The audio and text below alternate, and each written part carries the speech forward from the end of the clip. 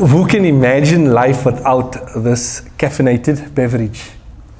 You may not be entirely familiar to the fact that coffee, the origins of this, is actually being discovered by Muslims.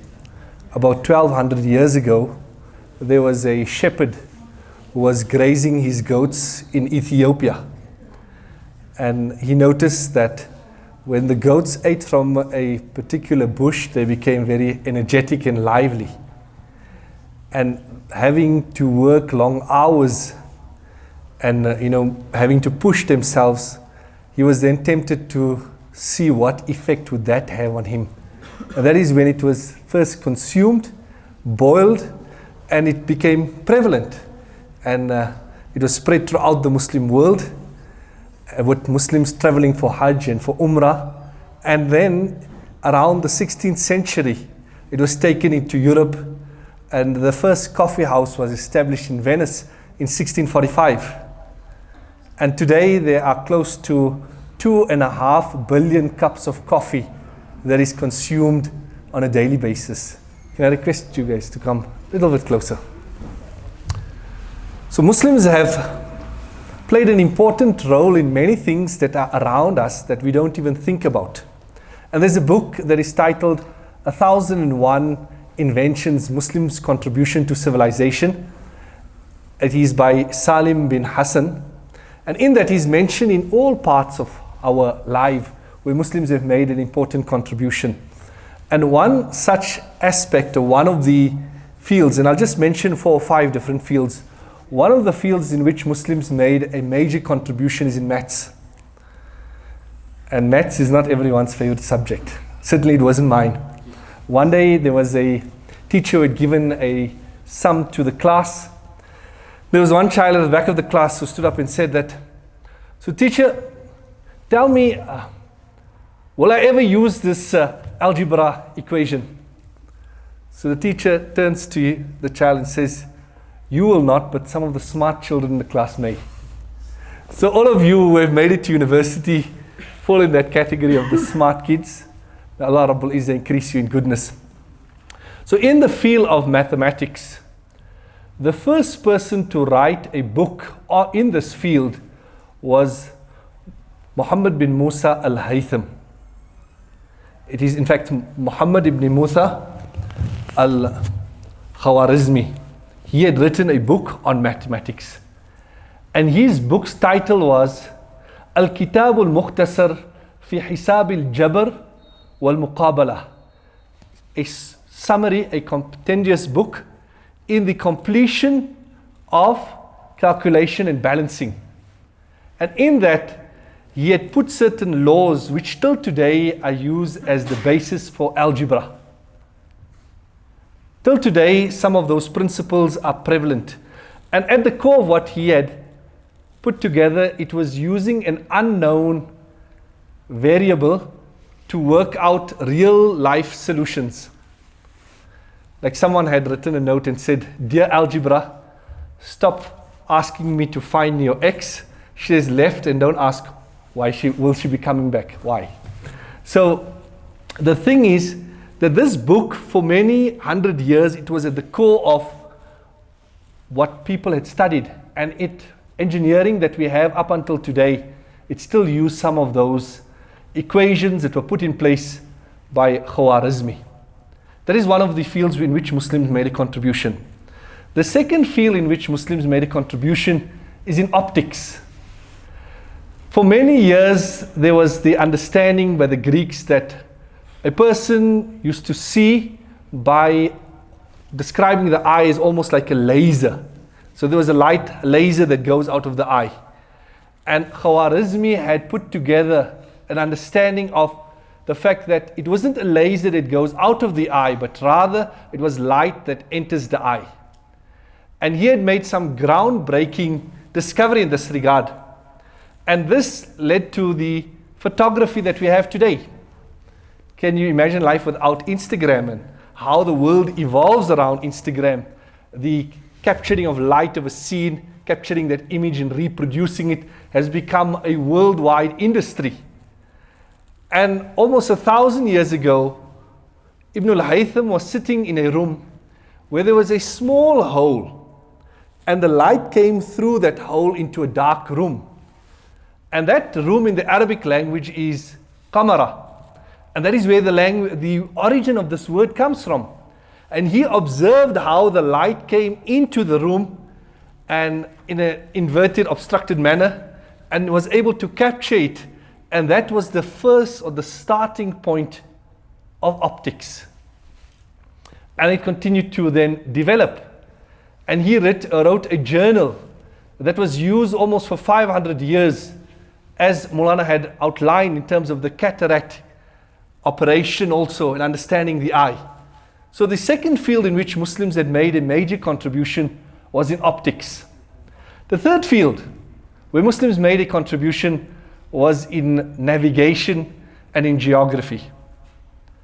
Now many of us may have used the GPS to come to the campus sometime in the week to see the traffic, to see what is the shortest route. And at the core of how the GPS functions, generally when a guy is lost, and even if he knows where, even if he's entirely lost, he'll say, no, I know where I am. So generally the females will, acknowledge they use it more than men. So at the core of how the GPS functions, there are satellites all over space, and your phone then sends off what is tribulations, and as it bounces off those satellites, it then gives your location, and then you are able to navigate from there. And thousands of years or hundreds of years ago in Baghdad, there was a Muslim scientist who, in his effort to navigate and to work out the route towards Makkatul Mukarramah to perform Hajj, he had put in place certain formulas which worked on the same principle, where they used certain stars, and according to where the positioning of the stars were, that is how they were able to navigate. So we can't hardly imagine our lives without a phone today. But if you look at the camera and the GPS and the origins of that, there was Muslim discovery that had contributed in that regard. If you look at Ibn Khaldun, who was a prolific writer on his travels, Ibn Battuta, they were Muslims who had traveled to different parts of the world and observed and had documented that. Al-Idrisi, who was from around the end of the 9th century, he had written the first map, and on that map he had continents, he had rivers, he had mountains. And then there was Al-Maqdisi, who came after that, who had added or had made the first color map. Now generally, talking of knowledge not being neutral, the information that we've been exposed to is very European-centric. It shows the European in a positive light. If you look at science, if you look at history, then it's all about the discoveries of Vasco da Gama, Ferdinand Magellan, Columbus and his expeditions, and that is portrayed as what was happening in the world. Einstein and Newton and Pavlov and all their discoveries. And the image that has been given is as though the Muslims were in darkness and all other civilizations were in darkness at that time, whereas that was not the case.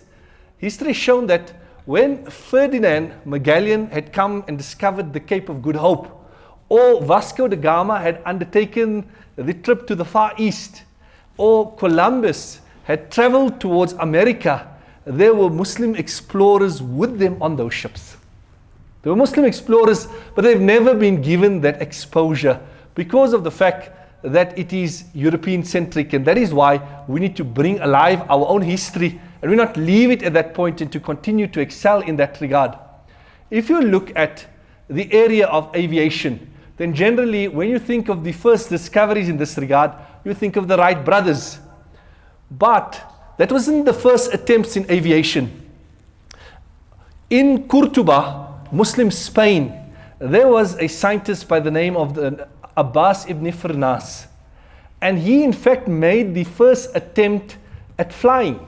He created some sort of a machine which was a costume almost like a bird, and after much effort he was able to propel himself off the ground, let alone the fact that he fell down and broke his back. but it was the first attempt at aviation. And later on, Leonardo da Vinci had also made his flying machine, but he drew inspiration from Abbas ibn Firnas. If we look at the field of medicine, then the contribution of Muslims in this regard is unprecedented. Nabi sallallahu alaihi wasallam had instructed us, tadawi, seek the cure for illnesses. And Nabi sallallahu alaihi wasallam said, فَإِنَّ اللَّهَ لَمْ يَضَعْ دَاءً إِلَّا وَضَعَ لَهُ دَوَاءً غَيْرَ دَاءً وَاحِدٍ الْحَرَمِ. Allah has not put any sickness except that He has put a cure for it. And this is the motivation for Muslims, scientists in the field of medicine. Allah has not put any sicknesses except that He's put the cure for it, except for one sickness or for one thing that is no cure. And Nabi Sallallahu Alaihi Wasallam said that is old age, advancing in age. Like they say that there's 3 stages to life. That at college, you have time and energy and no money. Then as a working class person, you have the energy, you have the money but no time. And as a retired person, you have the money, the time and no energy. And that is the cycle of life. Nabi Sallallahu Alaihi Wasallam said, for every sickness except old age, there was a cure. And this became a motivation for Muslim medical scientists to go out and explore. In the 8th century, the Muslim leader of Egypt, Ahmad ibn Tulun, he created the first hospital. He spent 60,000 gold coins to establish the first hospital. And he also put in place a system of transporting patients on camels, an ambulance, transporting patients around. Then in Baghdad at that time, there was the scientist and medical discoverer Ar-Razi, who is known to the West also, that he was a physician in the hospital in Baghdad, and he was originally from Ray. And he created the concept of a control group. And what is this all about? When you want to experiment with certain drugs on certain patients, then you give those patients the drugs and you have a group who's not getting the drugs. But naturally, if you know these are getting the drugs and those are not, you'd be biased to the ones that are getting it. So within those who are being given the exploratory drugs, he would administer a placebo to some of them, and that would then give you a holistic view of your experiment. So he was the first one that created this concept of a control group, and it's used up until today. Up until today, it is used in the field of pulmonary, heart, or blood circulation. The Greeks always had this understanding that the blood moves from the left chamber to the right chamber directly. And this was a common understanding. And then William Harvey came along in the 7th century, and he discovered that the blood doesn't move from the left side to the right side through the membrane, but rather it moves through the lung and then it comes back to the other chamber. And he was given full credit in this regard.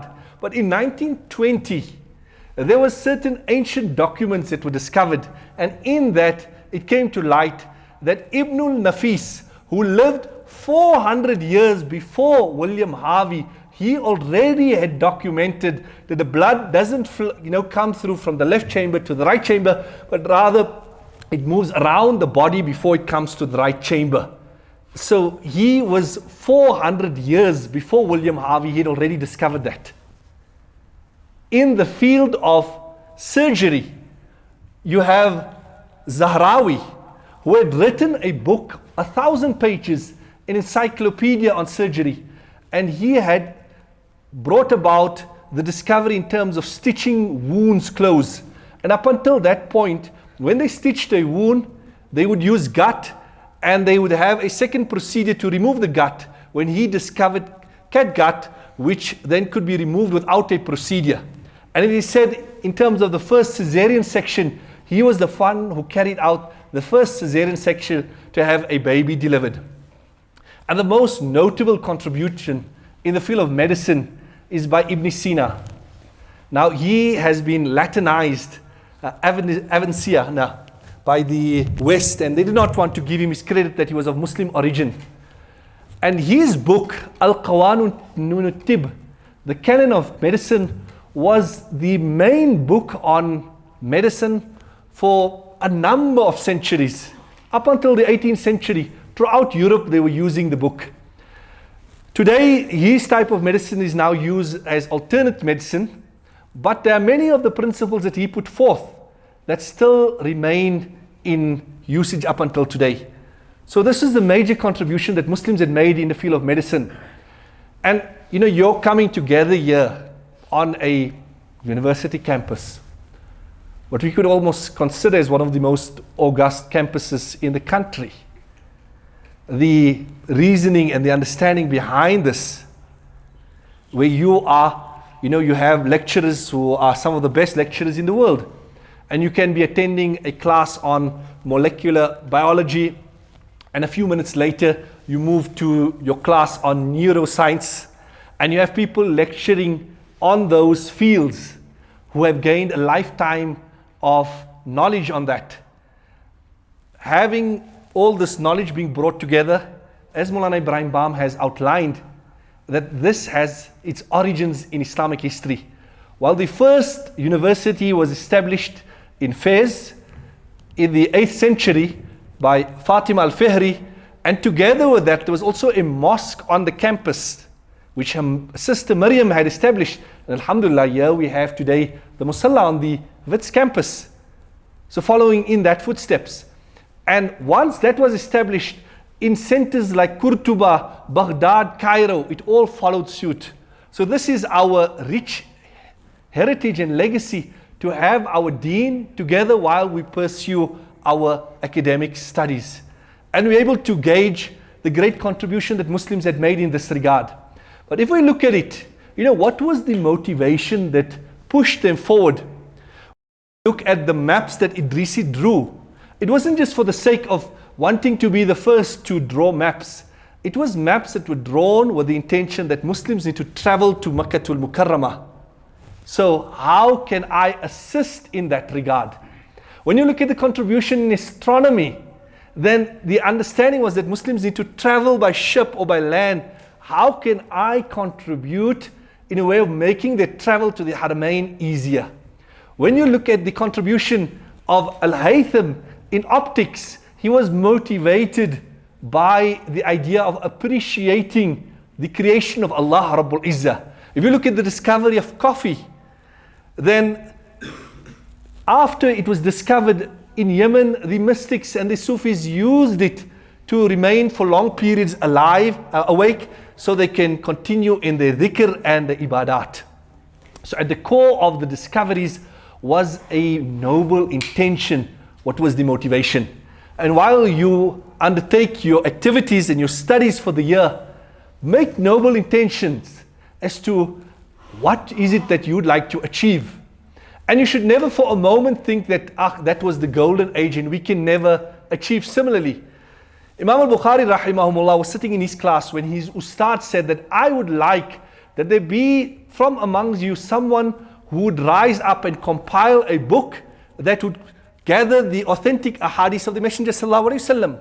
And he says that in his heart at that moment it came that I'd like to be the person. And he went on to achieve that. He never for a moment said, no, that's not within our capacity. The golden age is past. We wouldn't be able to do what the past have done. So we should never sell ourselves short. Be optimistic, be positive, have noble intentions. The sky is the limit. May Allah Rabbul Izzah grant you all the best for the year ahead. Wa sallallahu ta'ala ala khairi khalqi Muhammad wa ala alihi wa sahbihi ajma'in.